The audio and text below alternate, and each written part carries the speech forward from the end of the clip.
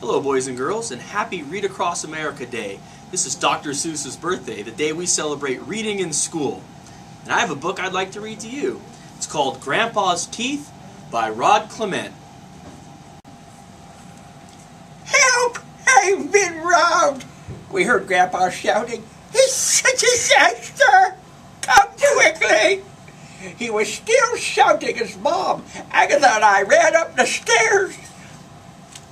Grandpa's room was a mess, but to be honest, it was always a mess. He blamed Gump, his old dog, but Gump looked too old to make much of a mess. What was taken? Gasped Mom. Your VCR? Your old television? Not your gold-plated golfing trophy? No, said Grandpa. It's much, much more serious. It's my teeth. They've been stolen. Grandpa normally kept his teeth in a glass of water by the bed. The glass was still there, but the teeth were missing. You haven't swallowed them by mistake, have you? Asked Mom. Of course not, replied Grandpa. Those teeth are specially made by the finest Swiss craftsmen. Agatha looked at Mom and whispered, Why is Grandpa talking funny? You see how serious this is, moaned Grandpa. I may never speak the same again. Are you sure you've looked everywhere? Asked Mom. Under the bed? Behind the cabinet? In all the drawers? Yes, replied Grandpa with tears in his eyes. I've looked everywhere. Mom called the police. Officer Raitt looked grave. We've done a thorough search of the room and the house. We found nothing at all. No teeth, no clues. Everyone was at home at the time of the theft, so how the thief got in and out without being seen is a mystery. Can you give us a description of the stolen articles, Mr. Pertwhistle? Grandpa frowned, rubbed his chin, then looked closely at the officer. Could you smile, please? He asked. Smile? Yes, a nice big smile. Officer Raitt grinned sheepishly. No, shouted Grandpa angrily. I mean, really smile. Officer Raitt smiled broadly. Grandpa leaned forward, tapped the officer's teeth with his finger, and growled suspiciously. They look just like those. Officer Raitt looked shocked. I've had these for years. Officer Raitt took us all down to the station for further investigation. Using Grandpa's description, the police artist drew a picture of the missing teeth. They put up our wanted poster with all the others.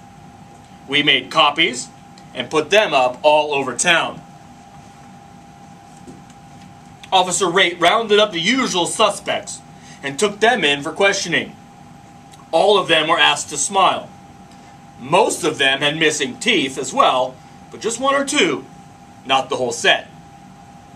They even brought in our unfriendly neighbor, Mrs. Carbuncle, because her own teeth didn't fit. But Grandpa didn't recognize her or the teeth in the police lineup. I've never seen her smile before, he explained to Officer Raitt.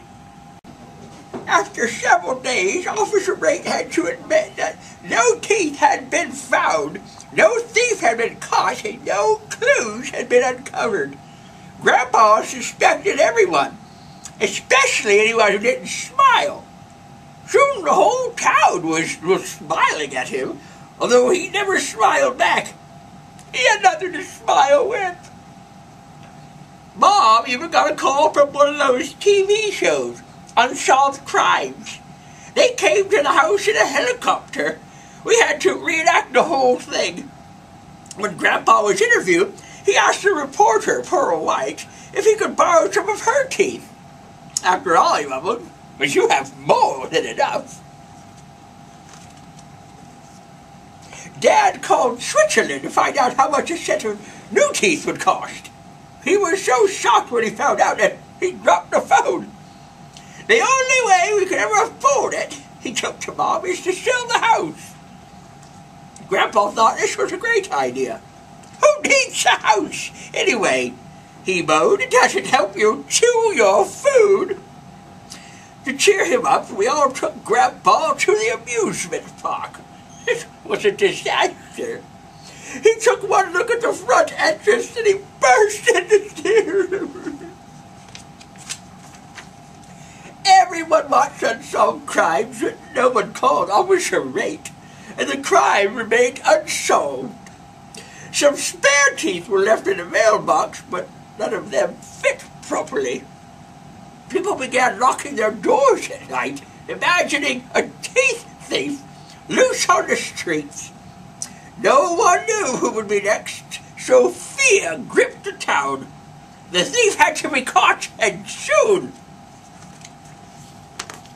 It seemed that the only way to prove beyond a reasonable doubt that the teeth in your mouth were your own was to smile broadly at every person you met. Anyone who didn't smile was immediately dragged off to the police station for more questions and a chat with Officer Rate. So everyone began smiling at everyone else, all of the time, everywhere, even at funerals. Because of Grandpa's teeth, the whole town was beginning to suffer. Tourists, seeing the endless sea of smiling faces, were too scared to get out of their cars. After a while, they stopped coming altogether. Dad's Cafe, like the rest of the town, was losing business. The mayor called an emergency meeting. That night, for the first time that anyone could remember, the town hall was full. Speaker after speaker stood up to complain about the loss of customers and the constant strain of smiling all day. Pastor Butter summed up the situation.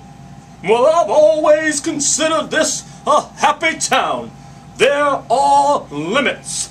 No one wants to smile without reason, and there aren't many reasons to smile in this town at the moment. It's time, I believe, to put a stop to it. The crowd cheered. Mr. Pertwhistle had one of the finest sets of teeth in the country, and he alone cannot afford to replace them. In fact, I alone could not afford to replace them either.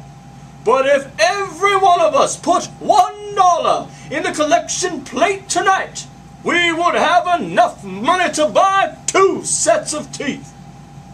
Most people put in $1. Others put in 2. At the presentation ceremony, Grandpa opened the package and revealed 2 sets of brand new teeth. Why are they different sizes? Asked the mayor. Oh, only one of them is for me, replied Grandpa, popping one of the sets into his mouth. The other one is for Mrs. Carbuncle.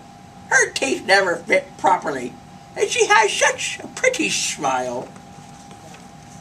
Grandpa was very happy with his new teeth, and so was Mrs. Carbuncle. They smiled all the time.